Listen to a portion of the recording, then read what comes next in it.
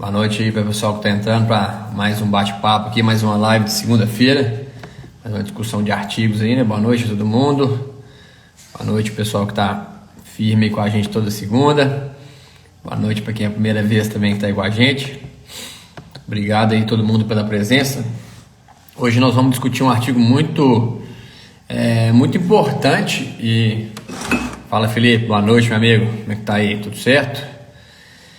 Muito importante e assim, de autores muito importantes também no cenário nosso aqui de carboidratos, principalmente de consumo. É um artigo do Mike Allen, né, que é um dos grandes nomes aí do carboidrato e do consumo aí no mundo, e Albornoz, não sei se é aluno dele, alguma coisa assim. Eles fizeram uma série de artigos com o mesmo experimento, acho que saíram 3 ou 4 artigos, se não me engano, e hoje nós vamos discutir mais 2 artigos aqui, um que eu disponibilizei para vocês aí, e um outro que está também disponível no Dare Science aí, se quiser entrar até é download gratuito, mas nós vamos discutir hoje sobre as 2 estratégias aqui. Pessoal, só esqueci minha anotação ali, só um minutinho, eu já volto. Pera aí, só um minutinho, se na sala aí.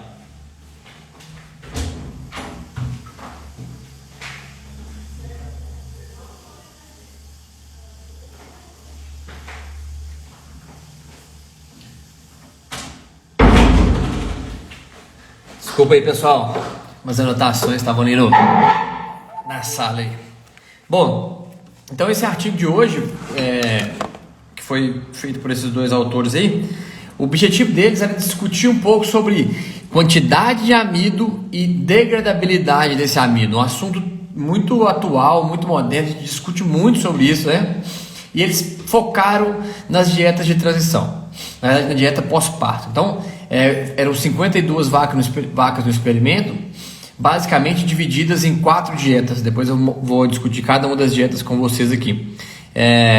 2 dietas com alto amido, na casa de 28% de amido, e 2 dietas com baixo amido, na casa de 21% de amido. E por que 2 dietas de cada um, né? Porque dentro da alto amido tinha alto amido só com grão úmido e alto amido com grão moído. Baixo amido com grão úmido, baixo amido com milho moído fino, normal. Então, uma estratégia que a gente usa muito, né? Que às vezes a gente fica na dúvida na hora de formular, né? Vou para alto amido, vou para baixo amido, será que se eu trabalhar com grão úmido eu posso trabalhar com baixo amido? Como é que isso funciona, né? Isso principalmente no pós-parto, viu pessoal? Então tudo que eu discuti aqui hoje, os resultados desse experimento foram conduzidos durante o pós-parto, do primeiro dia até o dia 23 de lactação desses animais. Então basicamente a gente tinha esses 4 grupos. Vou mostrar para vocês aqui as dietas dos 4 grupos. Vou virar aqui que vocês conseguem ver bem essas dietas. Bom, então aqui ó, LS é baixo amido e alto amido.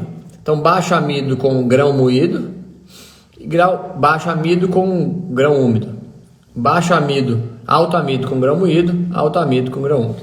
Certo? Então dietas semelhantes, né? Obviamente elas eram todas isoproteicas, né? Com proteína muito próxima, FDN muito próximo, tudo muito próximo um do outro.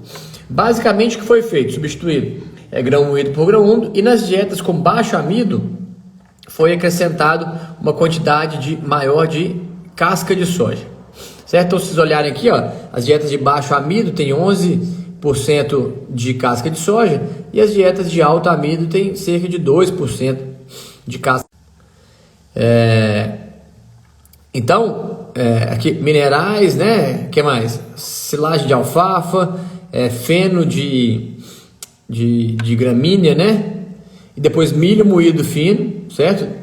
Ou milho úmido, variou nesse experimento, né? Então basicamente, pessoal, e o resto das coisas tudo igual. Se a gente vê aqui, ó, matéria seca das dietas na casa de 55, 58, 55 do alto amido, do grão úmido, 58 grão moído fino, FDN 33 e 33, então elas tinham o mesmo FDN dentro do amido, né, quantidade de amido. A quantidade de FDN de forragem, 22, 22, 22, 22, são todas com a mesma quantidade de FDN de forragem. Proteína bruta na casa de 17, e no baixo amido amido na casa de 21 e pouquinho, 22, e no alto amido 27 para 28 de amido. Beleza? Então basicamente o que foi feito foi substituído nas dietas de baixo amido, o milho foi substituído por casca de soja. É uma estratégia que a gente usa também aqui no Brasil, né? A casca de soja é um alimento bastante comum de se utilizar nas dietas aqui nossas. A gente tem usado bastante esse subproduto aí e funciona muito bem, né, nas dietas aqui. E esse autor substituiu ela aqui, vai mostrar algumas coisas pra gente. Então, basicamente, o que são as duas informações grandes que a gente pode tirar desse experimento, né? As duas perguntas grandes. Alto amido, eu posso fornecer alto amido no pós-parto ou devo fornecer baixo amido? E quando eu forneço... e se eu fornecer um desses dois, pode ser com grão úmido ou teria que ser com grão seco, né? Então vamos lá para os resultados do experimento, que é o que mais importa para nós no momento, né? Então, pessoal, uns resultados muito interessantes e muito marcantes, e muda um pouco a forma que a gente pensa a nutrição aí do pós-parto, né? Eu mesmo, depois desse artigo, é um artigo moderno de 2019, né? Depois dele eu comecei a mudar algumas coisas um pouco de como eu encaro o pós-parto das vacas nossas aqui, nossas que a gente trabalha, obviamente, né? Então, pessoal, dá uma olhada aqui. Então, consumo de matéria seca, primeiro resultado, né? Antes de mostrar para vocês, vamos lá, consumo de matéria seca, primeiro resultado, baixo amido com grão seco 18,6, baixo amido com grão úmido 17,7, alto amido com grão seco 20, isso aqui é quilos de matéria seca, alto amido com grão úmido 16,4. Então, um efeito do SF é da fermentabilidade do amido, e também teve uma correlação aqui entre a fermentabilidade do amido e concentração do amido. O que quer dizer isso, pessoal? Resumindo para vocês aqui. Quando trabalhou com milho úmido, independente se foi em dietas com baixo amido ou com alto amido, o consumo de matéria seca caiu no pós-parto. E teve um efeito nas dietas de alto amido, essa queda no consumo foi mais forte ainda. O que isso aí traz vamos pensar aqui, então, um resumo disso aqui, né?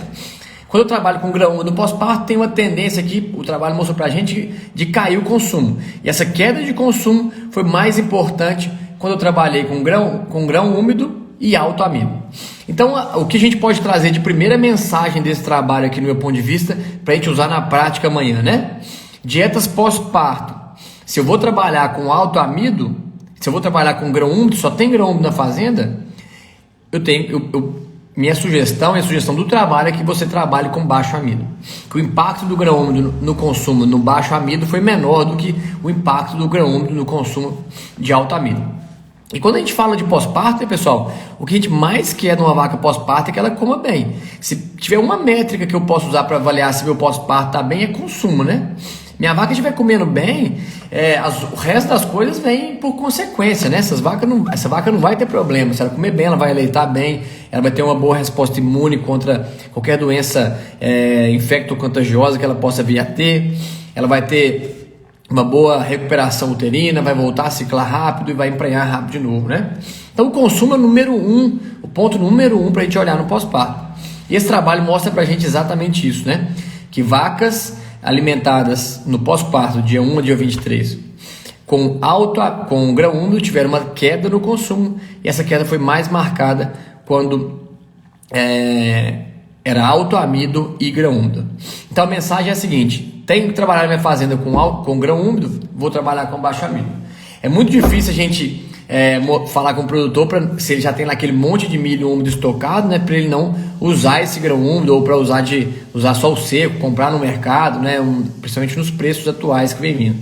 Mas uma estratégia que a gente pode fazer facilmente, se você tem lá seu lote pós-parto e se você só tem grão úmido na fazenda, trabalhe com baixo amido, que você tem mais chance de sucesso e menos chance de ter quedas de consumo. Vamos lá, próximos números, né? Importantes pra gente aqui.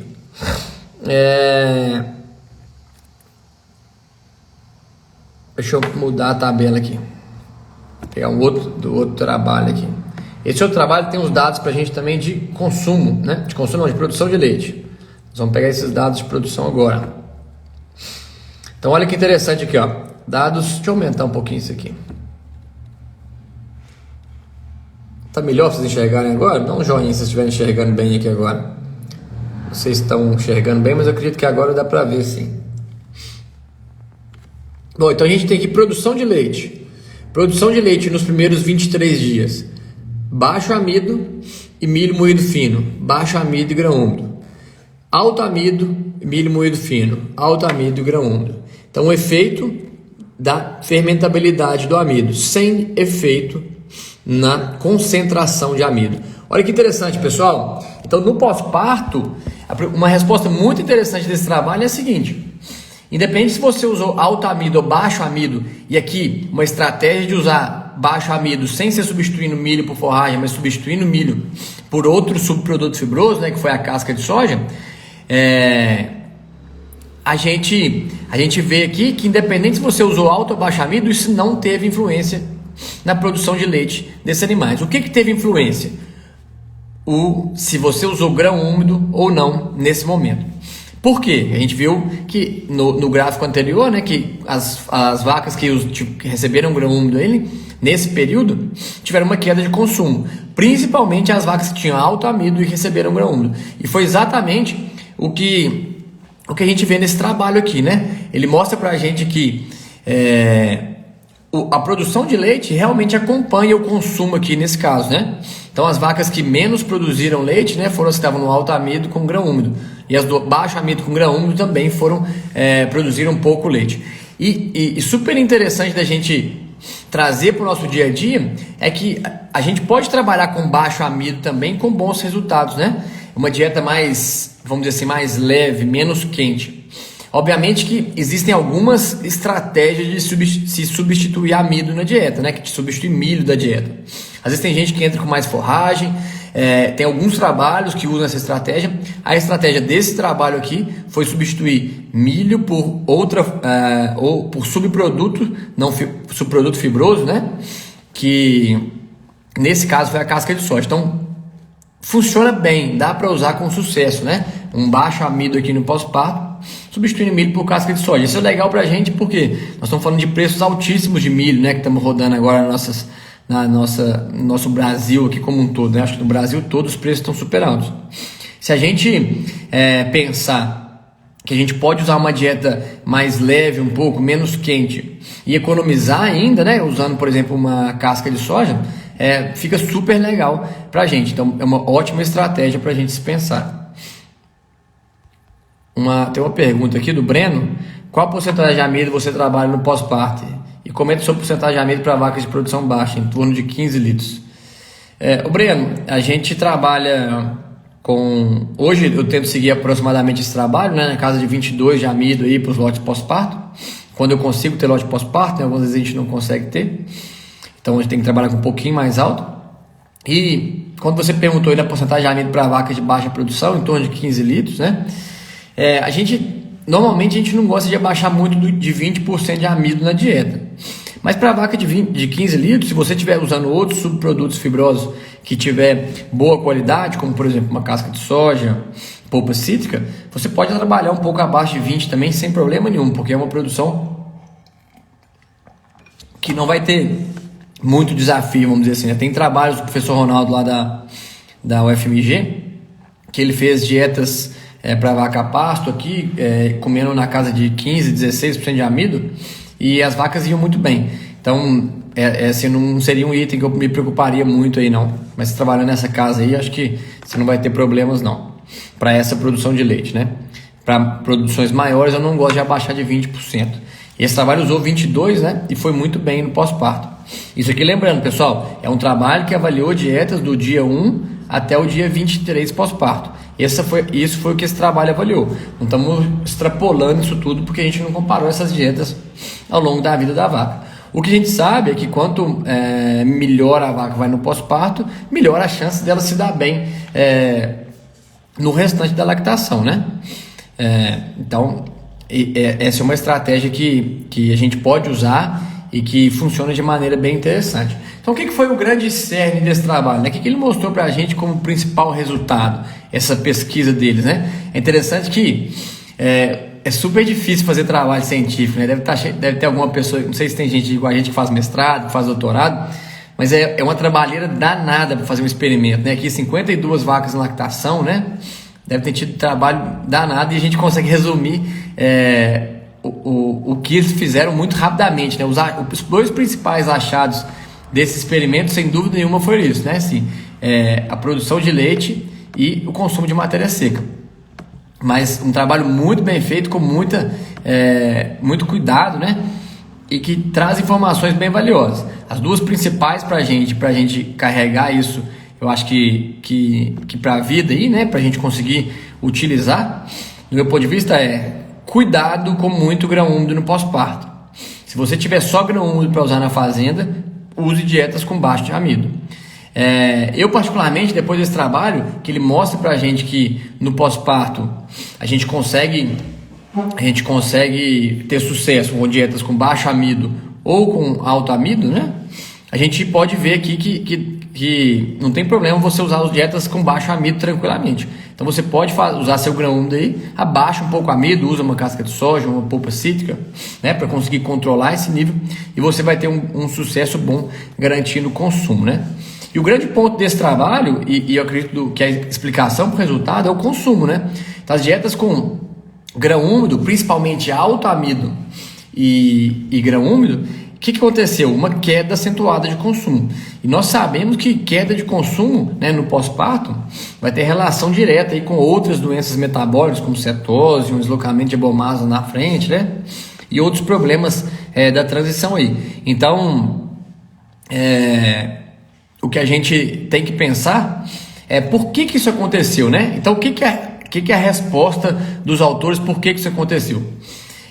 O grão úmido, principalmente, é uma fonte de amido, né? De alta fermentabilidade no rumen, né? E degradação rápida no rumen. Ele fermenta muito rápido, né? Então, ele libera uma quantidade muito grande de propionato no rumen, e esse propionato vai sair para a corrente sanguínea, vai lá no fígado, enfim, virar depois glicose, virar leite, né? O grão úmido faz isso de uma maneira muito intensa, muito rápida, né? Muito acentuada, vamos dizer assim. E aí, essa é a principal teoria do Mike Allen, né? Que é uma teoria que ele trabalha há muitos anos, que ele já mostrou isso há muitos anos, que é uma teoria de saciedade por oxidação hepática, né? Que é a teoria da oxidação hepática. Para quem não conhece, é legal dar uma estudada nisso, são HOT, né? Que eles chamam lá, HOT, né? Teoria da oxidação hepática. E a resposta dele para esse resultado é exatamente isso, né? A teoria da oxidação hepática. Ele entende que essas vacas que estão comendo alto amido, ou que estão comendo grão úmido, na verdade, né? E principalmente com alto amido, vão ter uma oxidação hepática lá mais acentuada, mais propionato chegando lá rapidamente. Consequentemente, vai dar um sinal de saciedade para esse animal e vai diminuir o intervalo de refeições. É isso que acontece quando o animal tem essa saciedade química, né? Ele não tem um enchimento físico, ele tem um enchimento químico. E esse enchimento químico, né, ele é uma coisa que a gente não quer no pós-parto, né? Por quê? Eu não quero que minha vaca coma pouco e tenha uma saciedade rápida, né? Eu quero que ela coma por mais tempo, para ter uma das coisas que a gente quer numa vaca pós-parto é enchimento ruminal, né? Eu quero que essa vaca coma bastante, tenha um bom enchimento ruminal e consiga ter uma produção saudável, né? Se preparando para o resto da lactação aí. Então esse é o grande ponto e a grande discussão desse trabalho. Tem uma pergunta aqui, pessoal, se for ter mais perguntas, pode mandar aí para mim, por favor. Quanto mais perguntas tiver, mais legal fica. Então, a pergunta aqui, e o farelo de trigo, o que acha do produto? O farelo de trigo é um produto interessante, dá para a gente usar nas dietas, particularmente nas dietas que eu trabalho, ele não tem entrado, muito por causa de custo. Mas é um produto que, se você estiver conseguindo chegar na sua região por um custo interessante, você pode colocar na dieta também. Dá para usar sim, certo? É um produto. Eu costumo brincar, eu até estava dando um curso de formulação presencial aqui essa semana e estava falando com os alunos muito sobre isso, né? Quando a gente aprende a formular uma dieta, a gente não tem que ficar viciado em alguns alimentos, né? Será que eu posso usar polpa? Será que eu posso usar casca? Será que eu posso usar amido, será que eu posso usar amido? Não, amido não é um produto, né? Posso usar milho, cevada, não, chegou DDG, farelo de canola. Cara, a gente pode usar quase todo tipo de alimento para a vaca, né? Nós temos que aprender a formular uma dieta. Depois que a gente aprende a formular e descobre o fator antinutricional de um produto, porque a gente pode ter algum produto que tenha fatores antinutricionais, né? Esse produto não pode entrar muito dele porque ele tem, por exemplo, um fator antinutricional aqui importante que gera queda na fertilidade. Mas você tem que descobrir esse fator antinutricional e aprender a formular uma dieta. Qualquer produto pode entrar para uma vaca, né? A gente consegue formular com um monte de coisa. Tem fazenda que usa cenoura, tem fazenda que usa chocolate, bolacha moída, macarrão. Tudo isso pode entrar se eu tiver a análise bromatológica dela, né? E conseguir organizar isso na dieta. Tem mais uma pergunta aqui. Você falou em polpa cítrica e casca de soja para controlar a inclusão de amido. Por que não farelo de trigo? Farelo de trigo também vai ter... deixa eu pegar a composição dele aqui, quer ver? Só para te mostrar isso aqui.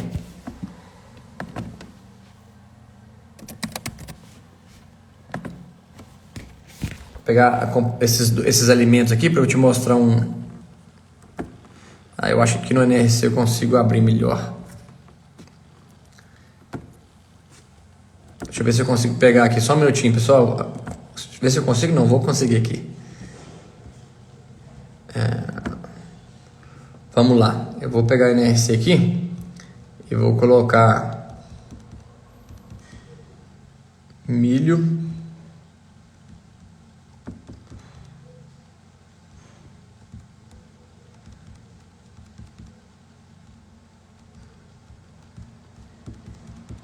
Deixa eu achar o farelo de trigo aqui. Só um minutinho que eu quero mostrar para vocês. Quero mostrar para vocês farelo de trigo, casca de polpa cítrica. Vou pegar os três aqui. Eu vou colocar os níveis de amido aqui.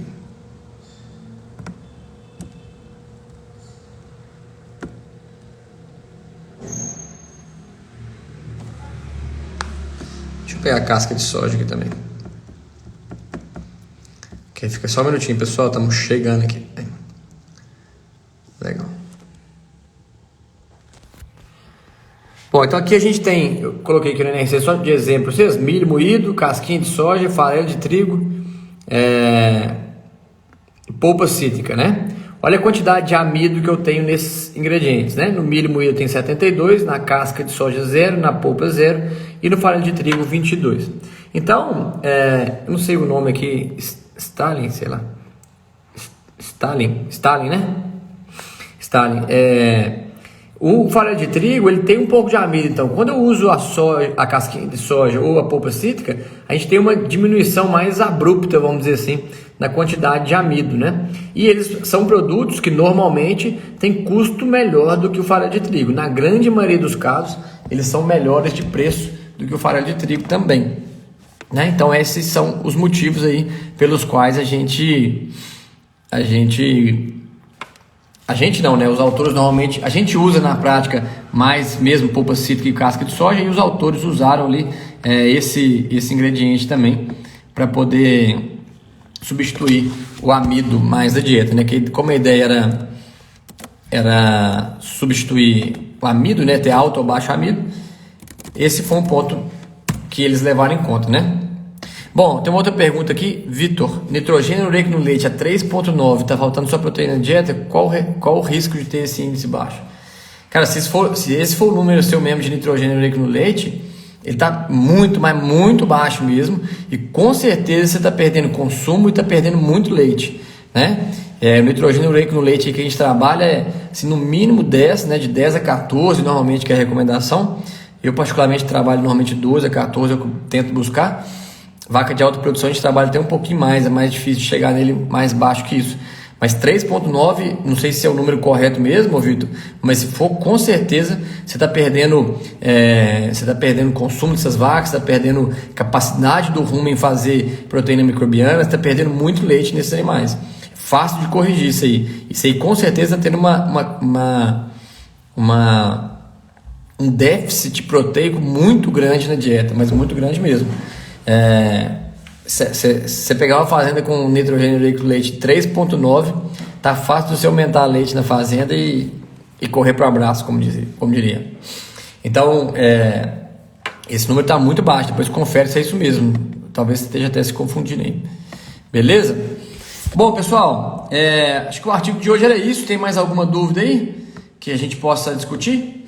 Resumão, né? Resumo do artigo. O que a gente pode resumir do que foi visto aqui nesse trabalho?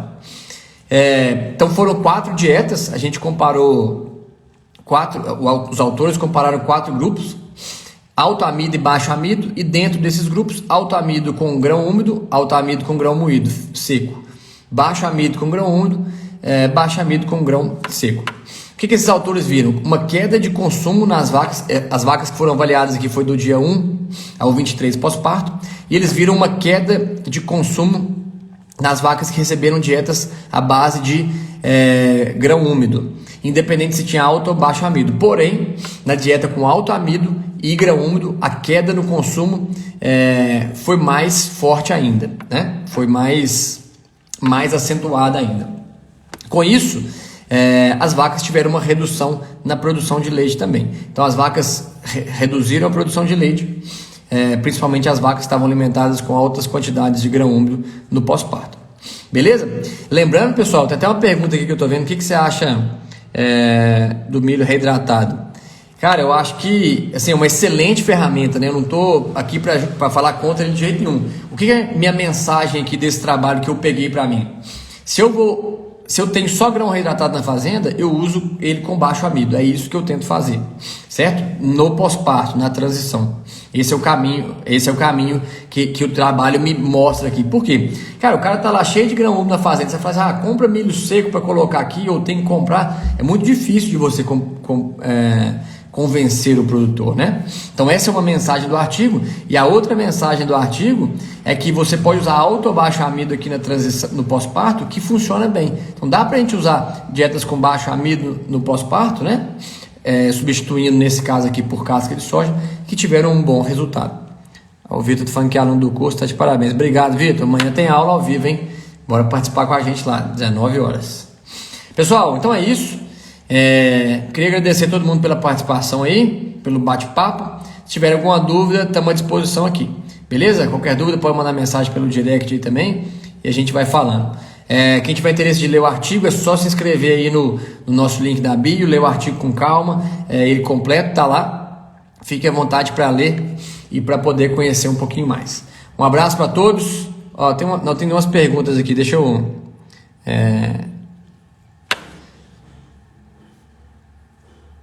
Uma boa porcentagem de amido na dieta não seria para acontecer o contrário? Qual o motivo na queda da produção de leite? Bom, a queda na produção de leite, exatamente o que aconteceu aqui, é uma queda no consumo, né? O alto amido levou a uma oxidação, o alto amido, principalmente com o grão úmido, né? O que o grão úmido tem de diferente? Vamos voltar um passo para trás. O que o grão úmido tem de diferente para o grão seco? O grão úmido, ele tem uma fermentabilidade rápida, né? Ele é mais degradado e degradado de forma mais rápida no rumen.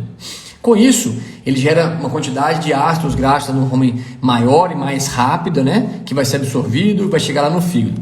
Esse autor, Mike Allen, de outros trabalhos já, ele tem uma teoria que se chama teoria da oxidação hepática, que ele fala que quando chega um fluxo grande lá desses ácidos de propionato no fígado lá para ser oxidado, né? Para ser transformado em glicose, a vaca pode ter uma oxidação hepática, não sei se em excesso, e ela gera uma saciedade. Vai lá no centro da saciedade e fala, não, você não está com fome, você não deve comer mais, você já está saciada. É mais ou menos igual você chegar lá e pegar uma barra de chocolate gigante e comer ela toda de uma vez. Quando você estiver na metade dela, ou tem gente que consegue comer mais, você pegar uma bem grandona, quando chegar na metade dela, você vai parar de comer, você não aguenta comer mais. Não é porque você está cheio, é porque você teve saciedade, certo? Você teve uma saciedade. Então, com isso, isso a gente não quer numa vaca pós-parto, né? Eu quero que minha vaca coma muito.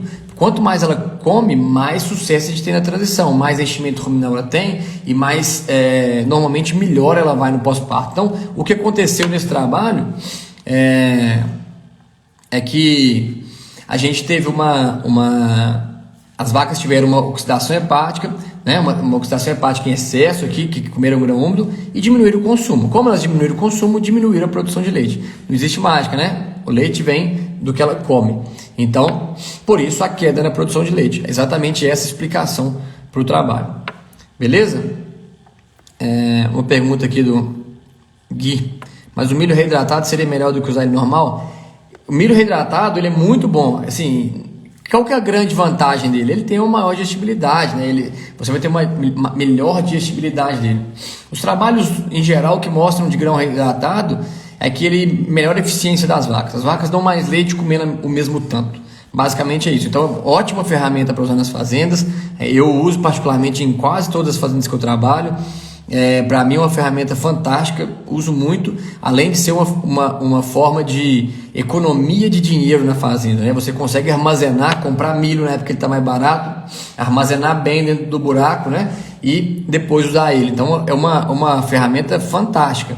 Não é só técnica, ela também é uma ferramenta financeira para a gente usar, né? Para eu comprar ele estrategicamente numa época e armazenar ele. Essa é uma das estratégias que a gente usa também.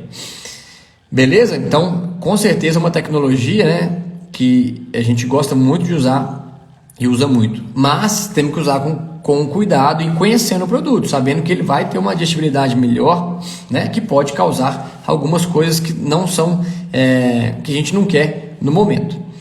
Beleza? Espero ter respondido aí a dúvida de vocês dois aí. Qualquer outras dúvidas eu estou à disposição também. Beleza? Pessoal, obrigado então todo mundo tá aí com a gente até agora. A gente vai se falando. Precisa de alguma coisa, conte conosco. Um abraço a todos, boa noite, fiquem com Deus. Até a próxima, até segunda que vem.